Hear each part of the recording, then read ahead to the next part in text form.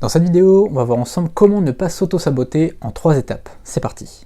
D'abord, c'est quoi l'auto-sabotage? C'est quand on fait quelque chose qu'on ne devrait pas faire ou qu'on ne fait pas quelque chose qu'on devrait faire. En fait, c'est quand il y a un décalage entre ce qu'on fait et ce qu'on devrait faire. La première étape, ça va être de lister tout ce qu'on fait ou qu'on ne fait pas et qui sont incohérentes par rapport à nos objectifs. Imaginons, là, j'ai le projet de tourner cette formation. Si à la place de tourner cette vidéo, j'étais en train de jouer à la console, eh ben je serais un peu incohérent. Il y aurait une dissonance, un décalage entre ce que je devrais faire, ce qui est bon pour moi, et ce que je fais réellement, c'est-à-dire jouer à la console.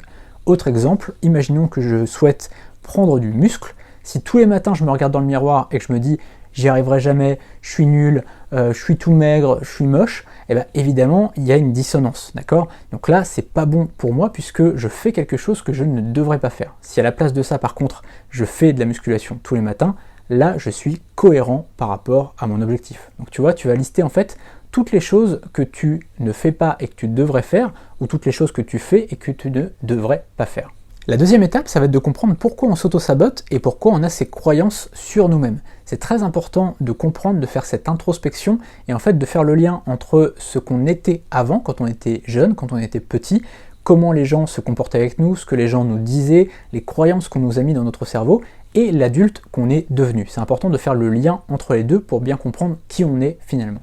Je vais te donner un exemple pour que ce soit plus parlant. Quand j'étais jeune, quand j'étais à l'école primaire, au collège et même au lycée, c'est la fin de cet extrait de vidéo et de formation. Si tu veux cette vidéo et cette formation en intégralité, tu as le lien qui est juste en dessous dans la description.